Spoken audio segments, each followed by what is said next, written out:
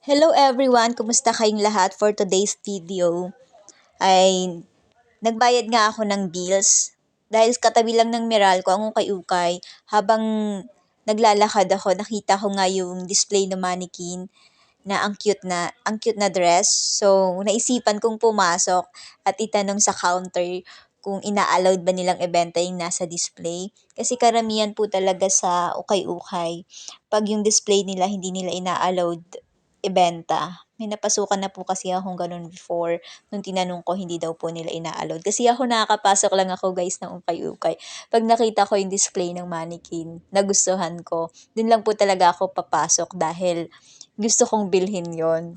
Pero yung pipili po ako sa mga nakasabit, mga nakahanger, hindi po basta-basta. Depende na lang po kung talagang may malapit sa akin habang nagfi-fit, like kanina po habang nagfi-fit po ako. Meron po akong nahawakan na nagustuhan ko. So nakabili ako ng 3 piraso na nasa tabi ko lang.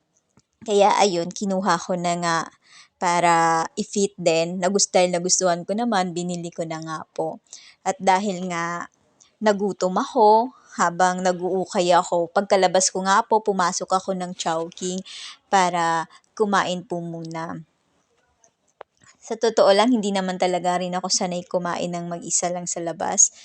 Kumakain talaga ako sa labas pagkasama ko si Bunso dahil ayoko nang wala akong kausap habang pero dahil nahihilo na nga talaga ako, wala na akong choice kundi kumain muna ako mag-isa. Dahil marami pa akong lalakarin, marami pa akong bibilhin. So ayun nga, nag-order na muna ako ng sweet and sour pork para makakain din muna ako. Ayun nga, papunta na ako sa table ko para antayin yung aking order. Ayan na guys. Habang inaantay ko yung order ko, tamang video muna ako. Habang naglalakad nga ako guys, papunta sa table ko, nakaramdam na talaga ako ng hilo dyan. Nararamdaman ko na parang ang sakit ng mata ko. Hindi ko alam kung bakit, pero kumain naman ako bago ako umalis kasi ayoko ngang kumain mag-isa pag nasa labas ako.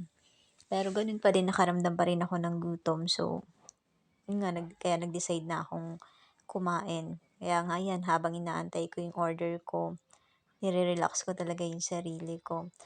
Nung nakuha ko na nga yung order ko, hindi ko sinasadya, nahulog ko yung tinidor. Kaya humingi ako ng bagong tinidor.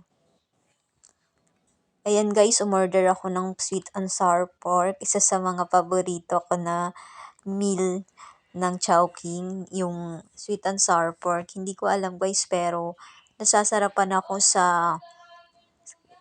pansit canton nila. Sobra. Gustong gusto ko yung lasa niya. Kaya guys, pag kung sa Chowking ako kumakain, yan talaga laging in-order ko. Hindi ako nagpapalit ng order dahil gustong gusto ko yung lasa ng sweet and sour pork at saka yung canton nila guys. Minsan nga magte-take out pa ako pag nabibitin ako. Yun nga, simpleng relax muna ako kumain dyan, pero yung totoo, kinakalma ko lang talaga yung sarili ko dyan guys. Kasi naglalambot talaga ako habang kumakain ako. Hindi ko alam, pero pakiramdam ko gutom ako guys, kahit kumain naman ako sa bahay bago ako umalis. Kaya naman, nire-relax ko yung sarili ko habang kumakain ako. Alam mo yung gustong-gusto ko talagang kumain ng madami. Kasi pakiramdam ko sobra yung gutom ko dyan guys. Kaya kahit hindi ako komportable kumain mag-isa dahil wala akong kasama, kinalimutan ko na muna dahil gutom na talaga ako dyan. Kakausapin ko na lang muna yung sarili ko habang kumakain ako. Siyempre guys, nahihilo na talaga ako kaya no choice tayo. Ayan nga, halatang gutom nga ako dyan at dahil naubos ko talaga yung aking food. Talaga naman, gutom lang siguro yon kaya ako nahilo at sumakit yung mata ko. Kaya naman, pagka-uwi ko, pumunta nga muna ako ng Andox para bumili ako ng chicken para ulam ng mga kasama ko sa bahay. Para hindi na kami magluto ng ulam, bumili na nga lang ako ng Andox.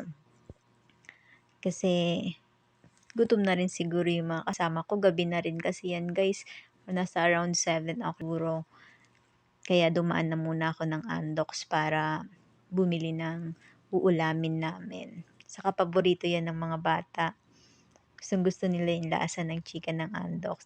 At ayan nga, pagkatapos ko mag-Andox, sumaan na rin ako sa Japanese cake kung saan laging request ng mga anak ko pag umaalis ako. Yan lagi ang gusto nilang pasalubong ko sa kanila guys. Hindi ko alam pero sarap na sarap sila dyan sa Japanese cake. Yan lagi ang gustong gusto nila. Hindi sila magre-request basta-basta ng ibang pasalubong.